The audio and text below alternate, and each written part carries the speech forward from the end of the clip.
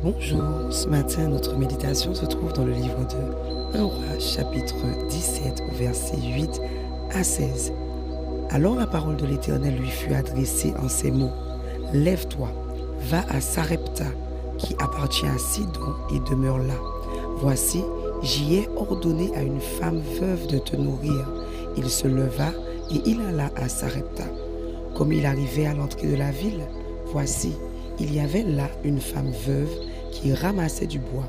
Il l'appela et dit, « Va me chercher, je te prie, un peu d'eau dans un vase afin que je boive. » Et elle en alla chercher.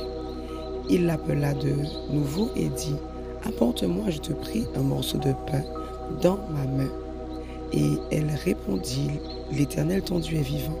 Je n'ai rien de cuit. Je n'ai qu'une poignée de farine dans un pot et un peu d'huile dans une cruche. Et voici, je ramasse 2 morceaux de bois, puis je rentrerai et je préparerai cela pour moi et pour mon fils. Nous mangerons, après quoi nous mourrons. » Et lui dit, « Ne crains point, rentre, fais comme tu as dit, seulement prépare-moi d'abord avec cela un petit gâteau et tu me l'apporteras. Tu en feras ensuite pour toi et pour ton fils. Car ainsi parle l'Éternel, le Dieu d'Israël, la farine qui est dans le pot ne manquera point, et l'huile qui est dans la cruche ne diminuera point, jusqu'au jour où l'Éternel fera tomber la pluie sur la face du sol. » Elle alla et elle fit selon la parole d'Élie. Et pendant longtemps, elle eut de quoi manger, elle et sa famille, aussi bien qu'Élie.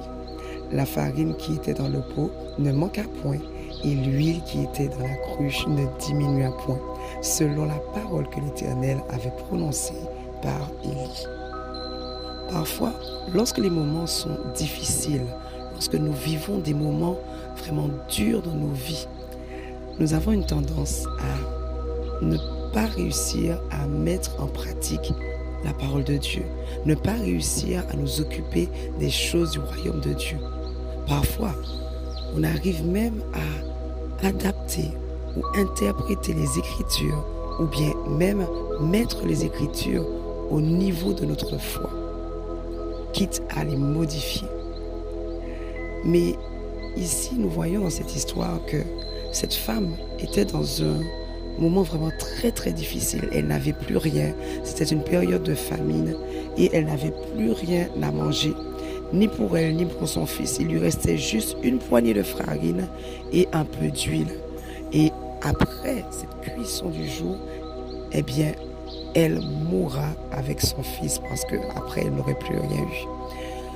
Eh bien, la logique voudrait que le serviteur de Dieu puisse lui emmener nourriture pour pouvoir l'aider, elle, avec son fils.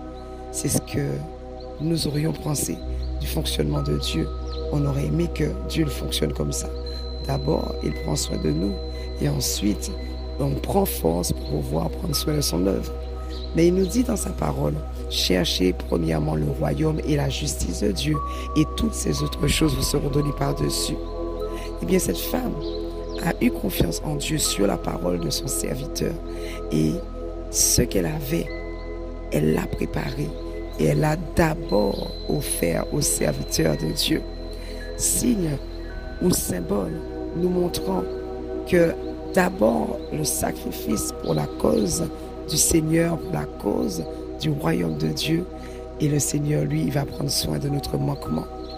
Ça me rappelle cette histoire du bateau des disciples qui n'avaient pas de quoi manger.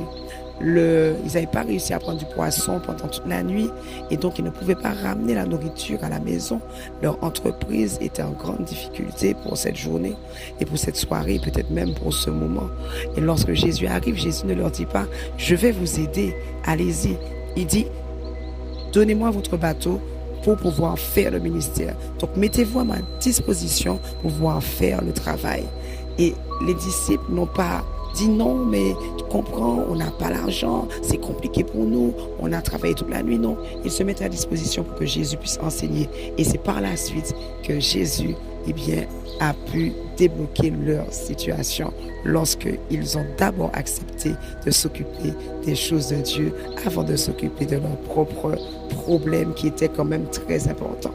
Donc je t'encourage, peu importe les défis, peu importe les difficultés que tu peux rencontrer, tiens bon et continue à travailler de mieux en mieux à l'œuvre du Seigneur. Continue à travailler pour que le royaume de Dieu puisse être visible sur terre. Tiens bon dans son œuvre, peu importe les défis que tu peux rencontrer, et tu verras comment le Seigneur ouvrira les écluses des cieux pour toi. Que Dieu te bénisse.